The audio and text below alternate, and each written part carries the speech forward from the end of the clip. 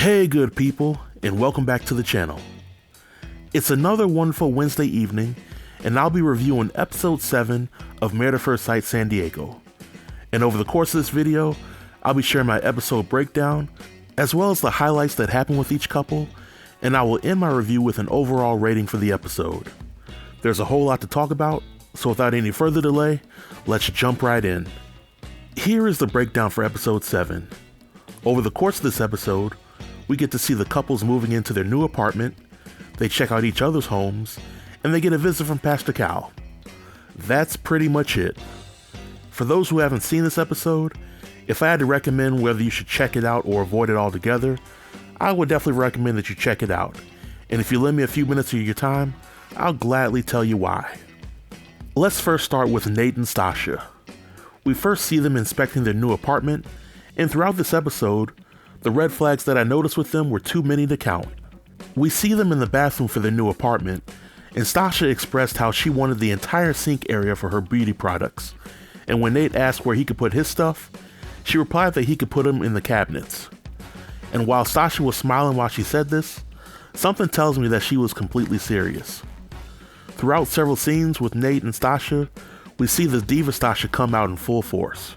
Now, there were several times that Stacia complained about Nate leaving the toilet seat up, and I get it. Most women don't like putting the toilet seat down, but in my opinion, if you can spend hours doing your own hair and putting on makeup, then you can surely spend 2 seconds putting a toilet seat down if it happens to be up, but I digress. There's also a debate that Nate and Stacia have about whether it's more feasible to spend $2,400 a year on ordering coffee or spend $1,300 a year making your own coffee. And as a non-coffee drinker, I think spending any more than $500 a year on beverages for yourself is crazy in itself. But they visit each other's places, and we see that Stacia's home is immaculate. There isn't a speck of dust anywhere. But when Stacia goes to visit Nate's apartment, she turns into Gabrielle Union from Deliver Us from Eva, and she dings him on everything wrong with his place, and it gets annoying after a certain point. Later on in the episode, Pastor Cal comes to visit them, and when the topic of having kids comes up, Nate says that he wants to make at least $250,000 a year before he starts having kids. Stacia has an issue with this because she makes over $400,000 a year, and she feels that she can support both of them if she has kids. Pastor Cal agrees with her, and in my opinion, I see where Nate is coming from on this. He is thinking in the realm of what if, and in this particular situation, he may be asking himself, what if something happens to Stacia, where she has this baby, she's unable to work, and he has to pay all the bills? Furthermore, Nate also may be wondering if Stacia would ever throw how much money she makes in his face, especially whenever she gets angry or she wants to prove to everyone that she is the one supporting the family and not Nate. So while Nate and Stacia do look good together, it kind of seems like Stacia is the queen and Nate is the peasant looking to be graced with her presence. And I can definitely see how this may intimidate some guys that Stacia has been with in the past. I think the last thing worth mentioning about Stacia and Nate is that Nate has absolutely no chance of taking Stacia to Pound Town unless she falls in love with him. And in order for her to do that, he has to be more vulnerable.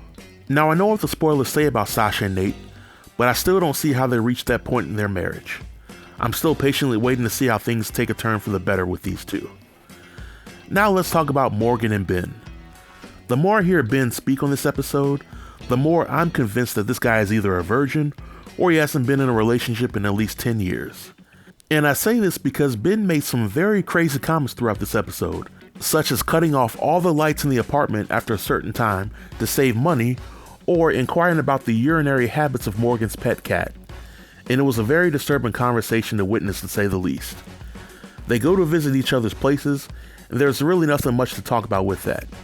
But when Pastor Cal goes to visit them, we learn that Morgan is still not over the incident that happened with Binh on their honeymoon. Pastor Cal tries to help Morgan get over it, but it's pretty clear that Morgan will never forget how Binh made her feel on the honeymoon, and she will likely throw it in his face every chance she gets. It also doesn't help that Binh doesn't know what to do or say to help build intimacy with Morgan. Now, the more I see these two together, the more I believe in the spoilers for this couple, but we shall see. Then there's Krysten and Mitch. They go move into their new apartment, and they both acknowledge that the new place looks much nicer than their own homes. They go to visit each other's homes, and Krysten's anxiety is acting up when she sees Justin's dirty tub and junky room. Mitch also has a crazy look on his face when he meets Krysten's dog Luna. The dog was breathing like it just finished running a marathon. But when Pastor Cal comes to visit, we learn that Mitch finally gave Krysten that good old pickle tickle, and as a result, Krysten is walking on sunshine. It was even funny to see Pastor Cal cheering the news as if he was living vicariously through the both of them. But as Pastor Cal begins to dive deeper with them, we learn that Krysten and Mitch haven't really had the tough conversations yet. After all, they've only been together for a week. Now I'm glad to see that these two are in a much better place than in the previous episodes, but I still get that nagging feeling that Mitch may try to sabotage the marriage. Next, we have Alexis and Justin. We see them moving into their new place, and they talk about how their dogs will help make their apartment feel like a home. But Justin also expresses concerns that his dog may not get along with Alexis's dog. Yet, he still wants to bring his dog over. Red flag. They go to visit Justin's place, which appears to be a studio apartment, and the place has airplanes flying over it every 3 minutes. Justin is also shown using a laser pointer to make his dog Maya chase after it, and there lies another red flag. The poor dog has to hear airplanes and chase lights all day. But Alexis and Justin take Maya and Newton back to their apartment, and right off the bat, Maya is showing some aggression towards Newton, but Justin doesn't correct the situation. He sits by until Maya jacks Newton up and almost bites the dog's head off.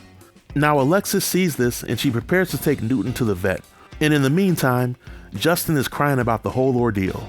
After all, an episode of Married at First Sight San Diego isn't truly an episode without seeing Justin shed some tears. But as I'm sitting back and watching this whole conflict about the dogs, I have to ask myself, WWCD, what would Caesar do?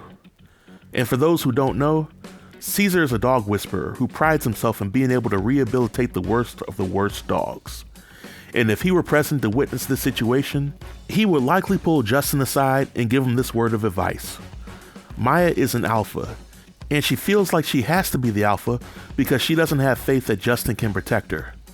Until Justin can prove himself to be the leader, then Maya has to continue acting out. But the next day, we see Newton wearing a cone around his neck and having a black eye. Justin, on the other hand, is shown taking Maya to doggy rehab, where she can be trained on the skills that she needed to have prior to coming on the show. Pastor Cal comes to visit the two, and they talk about the situation, but it was to no avail. Alexis doesn't trust Justin, and Justin can't seem to get out of his own way and be proactive in dealing with conflict.